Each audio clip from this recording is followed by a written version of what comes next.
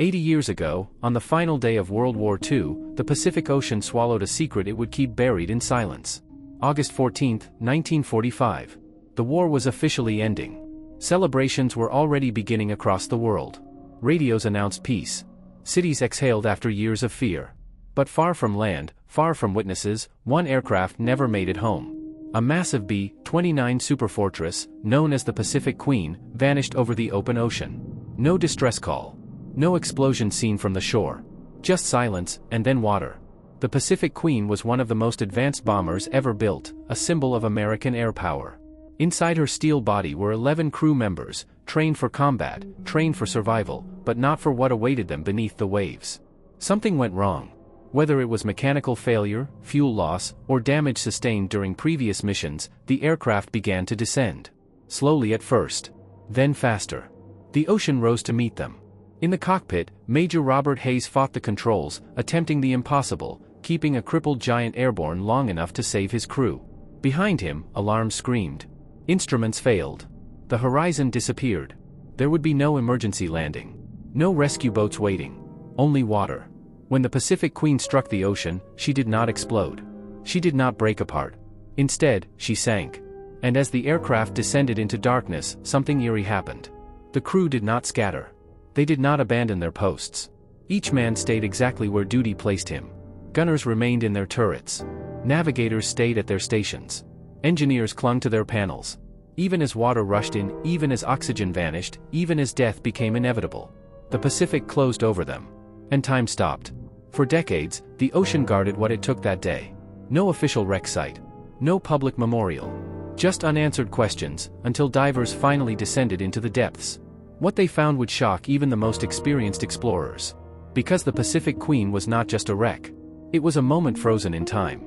And the story was only beginning. Decades passed. Wars ended. New conflicts began.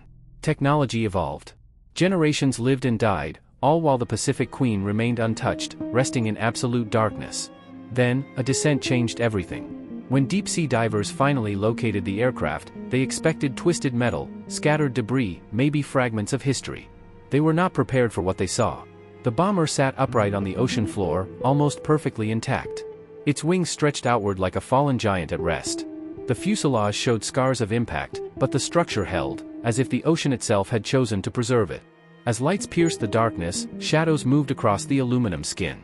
The name, Pacific Queen, was still faintly visible. Inside, the silence was unbearable.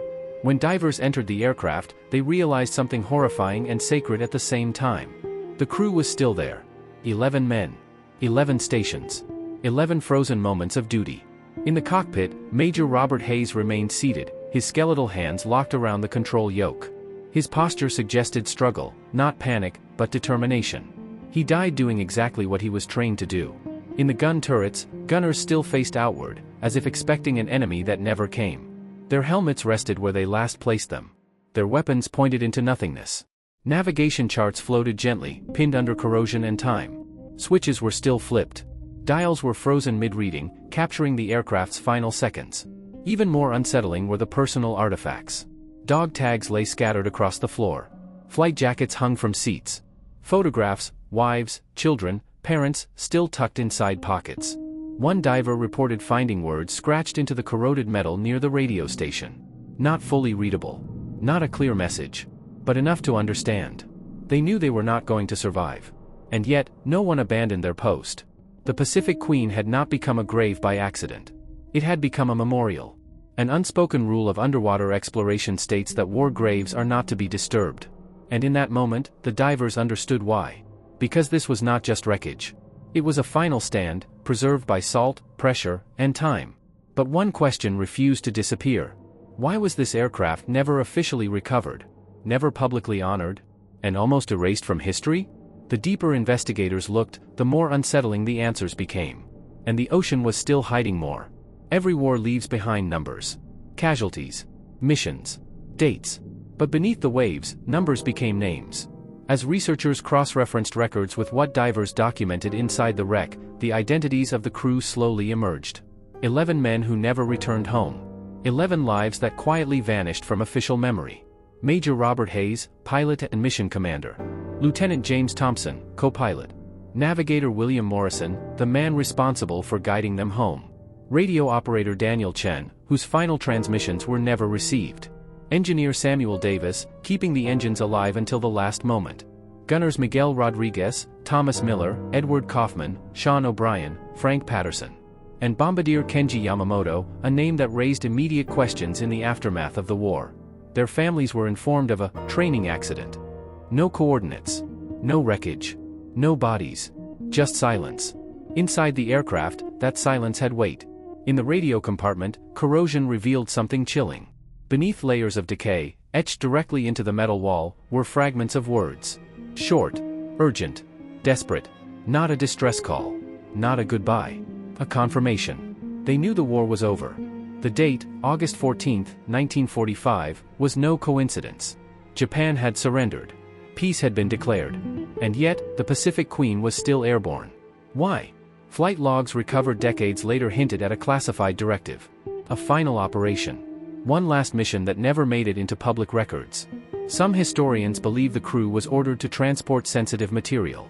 Others suggest reconnaissance, verifying surrender compliance. A few darker theories whisper of experimental payloads meant to disappear with the plane itself. What is undeniable is this. No rescue attempt was launched. No recovery operation followed. And the wreck's location remained absent from naval archives. Even more unsettling, sonar scans revealed something else near the crash site. Objects resting on the seabed, not part of the aircraft. Shapes inconsistent with debris patterns. When asked, officials refused to comment. The Pacific Queen became an unspoken subject. Not denied. Not acknowledged. Because to speak of it would mean answering the question no one wanted to face. What were those men sent to do? After the war was already over? And why was it safer for history? To let them sleep beneath the ocean forever? The deeper the truth sank, the clearer it became. This was not just a lost bomber. It was a buried secret. And secrets, like wrecks, never stay hidden forever. Today, the Pacific Queen rests in absolute darkness, nearly 4,000 meters below the surface. No sunlight reaches her. No sound but the slow pressure of the ocean pressing against aluminum skin that once cut through the sky. Yet inside, time never moved. The cockpit remains intact. Major Robert Hayes is still seated, hands locked around the control yoke, frozen in the posture of responsibility. The co-pilot's seat is occupied. Gauges sit at their final readings. The throttle is slightly forward, suggesting an attempt to maintain altitude or delay the inevitable. In the gun turrets, divers found something that words struggle to describe. The gunners never abandoned their positions. They weren't trying to escape.